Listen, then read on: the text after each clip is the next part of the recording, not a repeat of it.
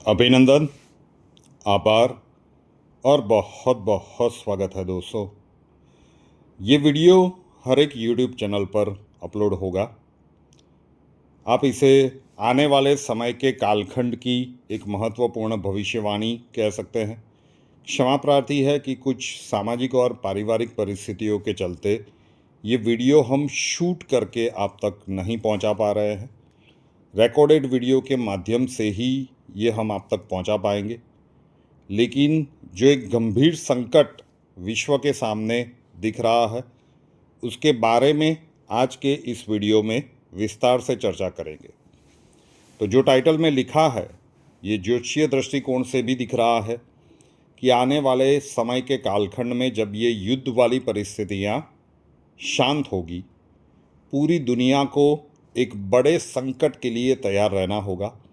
और ये कुछ महीने का नहीं है, संभवतः कुछ वर्ष का है। कई देशों की आर्थिक स्थिति को ये डामाडोल करने के लिए पर्याप्त है।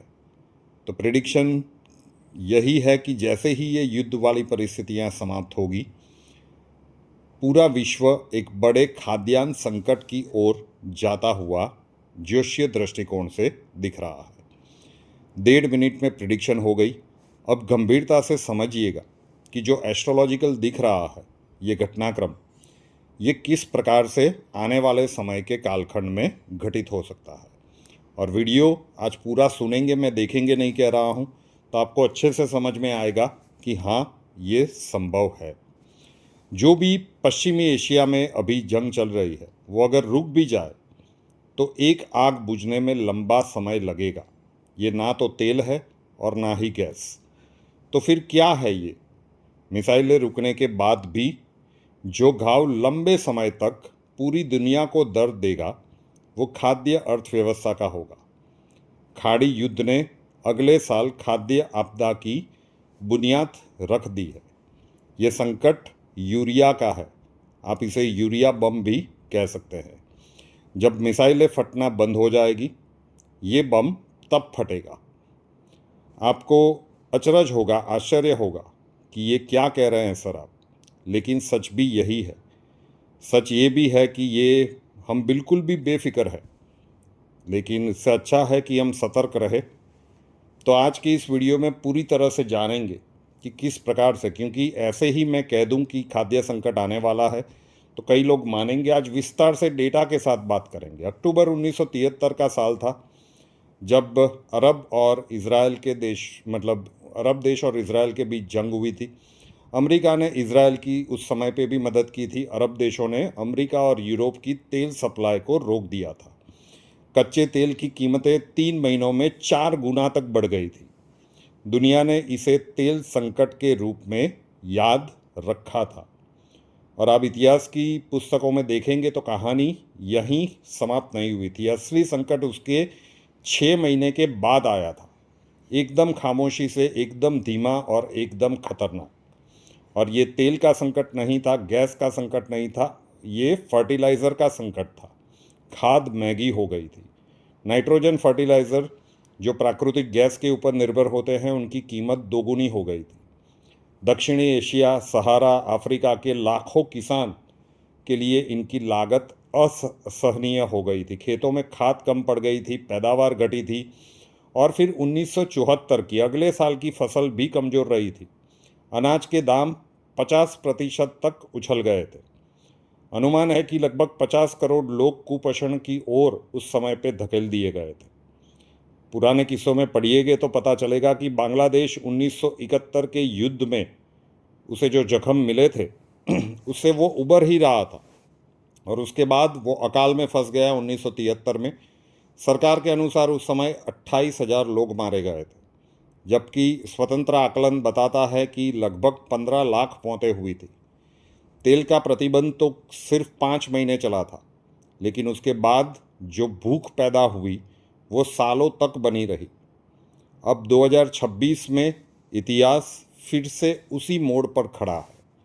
दुनिया फिर से वही गलती दोहरा रही है। 18 मार्च 2026 को इज़राइल ने ईरान के साउथ पार्स गैस फील्ड के ऊपर हमला किया। दुनिया का सबसे बड़ा गैस भंडार है। उसी हफ्ते कतर एनर्जी ने अपने सारे एलएनजी निर्यात फोर्स मतलब बंद कर दिए हैं, स्थगित कर दिए हैं। बाज़ार की नज़रें तेल पर टिक गई। $110, $112 पर ये कीमत जाके अटक गई है। इसे ऊर्जा का संकट कहा गया।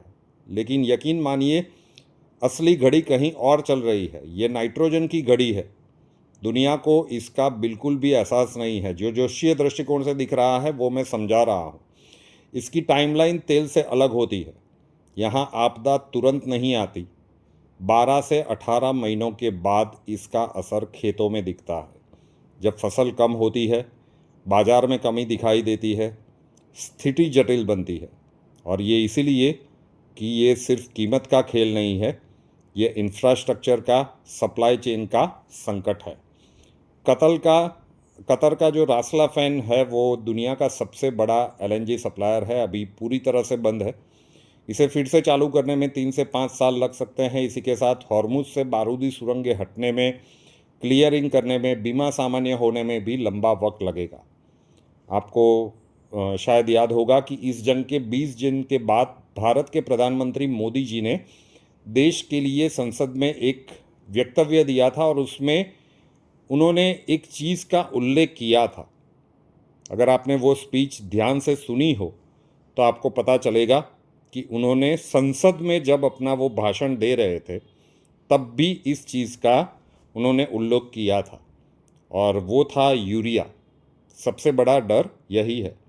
रूस ने एमोनिया निर्यात के ऊपर क्यों रोक लगा दी है? चीन ने खाद्य निर्यात सबसे पहले क्यों बंद किया?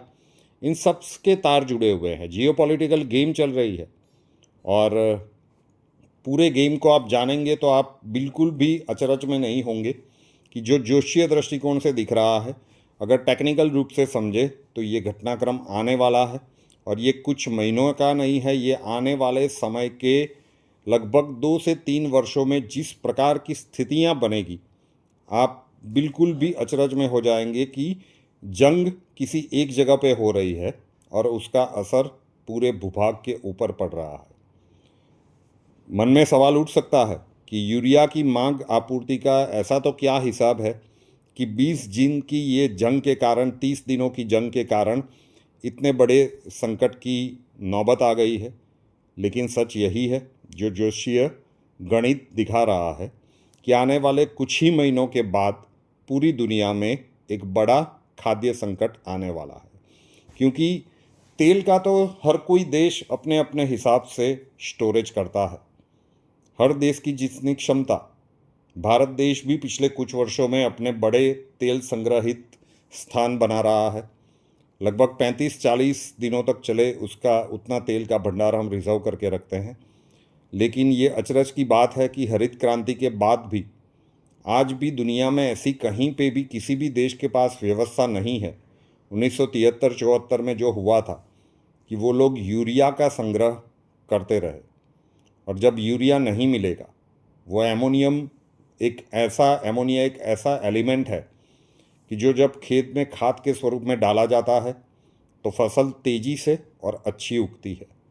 लेकिन जब ये नहीं मिलेगा, इसकी तंगी होगी, क्योंकि गल्फ़ कंट्रीज़ ही लगभग 40% तक, अगर हम इकट्ठा सारे देशों का देखें तो लगभग 40% तक वो हिस्सा कंट्रोल करते हैं। और जब ये सप्लाई चेन बाधित होगी तो पूरी दुनिया में, एक तो जब किसान खाद में एमोनिया मतलब नाइट्रोजन वाली चीज़ें नहीं डालेंगे तो 20 से 40% खाद्य का जो उत्पादन है उसके ऊपर इम्पैक्ट पड़ेगा।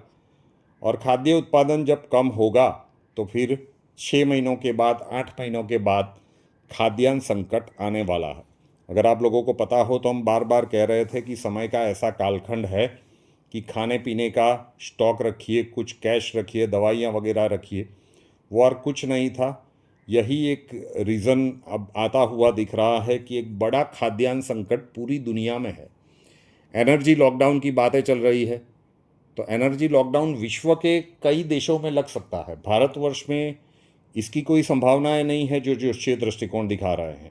किंतु भारत को भी महंगाई का ये मार सहन करना पड़ेगा, क्योंकि खाद्य उत्पादन घटने वाला है, ये बात तय है।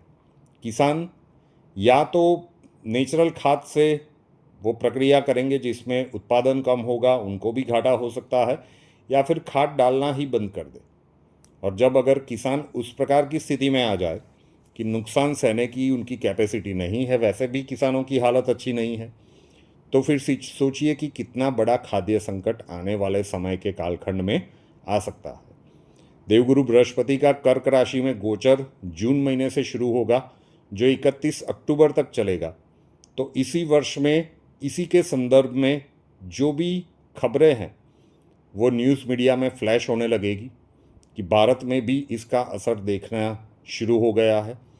तो पूरी दुनिया में अभी हर एक न्यूज़ चैनल के ऊपर जो चल रहा है कि तेल संकट है, एलपीजी संकट है, ये तो जब तक युद्ध चल रहा है उसके कुछ ही दिनों के बाद नॉर्मल हो जाएगा। लेकिन क्योंकि किसी देश के पास यूरिया की स्टोरेज कैपेसिटी नहीं है, और क्योंकि देवगुरु बृहस्पति अतिचारी है और वो जब अपनी कर्क राशि में जाएंगे तो उन 5 महीनों में आपको पूरी दुनिया से ये खबरें सुनने के मिलेगी। भारत भी इससे अछूता नहीं रहेगा। तो खाद्य अन्न के जो दाम है वो आने वाले समय के कालखंड में बढ़ेंगे, और ये सिर्फ निकटवर्ती कुछ महीनों का खेल भी नहीं है। इसका असली प्रभाव अगले वर्ष 2027 में देखने को मिलेगा, क्योंकि चीज़ों को पूर्व भारत की सरकार कितने रूप से इसके ऊपर काम करती है वो देखना होगा। और आप देखिए कि भारत का भी एक इतिहास है कि जब जब भी मीन राशि में शनि गया है, भारत को कुछ बड़ी समस्याओं का सामना करना पड़ा है। 1966 में केंद्रीय नेतृत्व के ऊपर भी एक बहुत बड़ा संकट आया था। 1960s की बात करें तो तब तत्कालीन देश के प्रधानमंत्री लाल बहादुर शास्त्री जी की मृत्यु हो गई थी। 1996 से 98 में देखिए तो 96 में मतलब 1960s में वो हरित क्रांति वाला खेल भी शुरू हुआ था। तो भारत ने एक बहुत बड़ी कृषि रिलेटेड क्रांति की थी ताकि हमारी निर्भरता विश्व के ऊपर कम हो गई थी। उसके बाद 96-98 में वो न्यूक्लियर वाला घटनाक्रम बना था, और अभी 2026 में ये जो है ये खाद्यान्न संकट और ऊर्जा के संबंधित समस्या भारतवर्ष के सामने बड़े लेवल पे आती हुई दिख रही है। ये जब जब भी मीन राशि में शनि जाता है, भारत के सामने एक बड़ी चुनौती आती है। और फिर शनिदेव मेष से लेकर जब वृषभ राशि तक जाते हैं, उन 4-5 वर्षों में ही आप देखेंगे, क्योंकि भारत का वृषभ लग्न है, तो भारत उस संघर्ष से जूझ कर कुछ नई शक्ति के रूप में उभर के आता है। और यही घटनाक्रम इस बार ऊर्जा संकट के स्वरूप में भारत के सामने खड़ा होता हुआ दिख रहा है। भारत की स्थिति तो विश्व की कंपैरिजन में फिर भी अच्छी रहेगी, क्योंकि भारत कृषि प्रधान देश है। कुछ न कुछ यहाँ के किसान, यहाँ की सरकार मिलकर रास्ता ढूंढ ही लेंगे। लेकिन विश्व के बाकी प्रदेशों में जो भी किसान है, उनके ऊपर इसका संकट इस बार बहुत गहरा होता हुआ दिख रहा है। ये भविष्यवाणी और डेटा के सम्मिलित वीडियो है, और कुछ परिस्थितियों के कारण हम इसे शूट नहीं कर पाए थे। लेकिन ध्यान से सुनिएगा, याद रखिएगा, क्योंकि उस समय के कालखंड से हम बिल्कुल भी दूर नहीं है कि जब ये युद्ध वाली परिस्थितियाँ जो हमने प्रेडिक्ट की है वो जब समाप्त होगी। आने वाले 2 महीने विध्वंसक है, लेकिन उसके बाद इसका समाप्त होना भी तय दिख रहा है। ये शांत हो जाएगा, एरिया डिस्टेबिलाइज रहेगा, लेकिन जो स्थितियाँ अभी है वो शांत हो जाएगी। लेकिन असली खतरा तो पूरी दुनिया के लिए उसके बाद आता हुआ दिख रहा है। और आने वाले समय के कालखंड में जब शनि का गोचर मेष राशि में अगले वर्ष जून महीने के बाद शुरू होगा, नीचस्थ शनि होंगे, तब इस प्रकार की परिस्थितियों से पार पाने के लिए विश्व के कई देशों में कुछ ऐसे फर्टिलाइजर्स का, ऐसे केमिकल्स का भी उपयोग हो सकता है कि जिससे अनाज तो ज़्यादा उगेगा, लेकिन उसके कारण उसकी जो क्वालिटी इतनी नीचे के लेवल के ऊपर होगी कि वो वो धान खाने के कारण बहुत सारे मनुष्यों के स्वास्थ्य के ऊपर भी गंभीर असर होता हुआ दिख रहा है। ये दूरगामी परिणाम है, लेकिन निकटवर्ती परिणाम के लिए, एक खाद्य संकट के लिए पूरी दुनिया को और इंक्लूडिंग इंडिया, भारतवर्ष को भी तैयार रहना होगा। और जो हर बार रिमाइंडर करवाता हूँ कि ये जैसे जैसे घटनाक्रम बनते जाएंगे, अब युग परिवर्तन का प्रभाव अपनी चरम सीमा के ऊपर जा रहा है। विज्ञान उसे माने या ना माने, लेकिन ब्रह्मांड की ऊर्जा का अनुभव पूरी दुनिया से जो लोग ऑनलाइन सीख रहे हैं उनको हो रहा है। नहीं सीखे हैं तो सीख लीजिए। उसका नंबर टाइटल में दिया हुआ है 8485932567, 8485932567। कॉल मत कीजिएगा, वहाँ पे मुद्रा कोर्स करके आप व्हाट्सअप कर दीजिए, अक्षय जी प्रोसीजर समझा देंगे।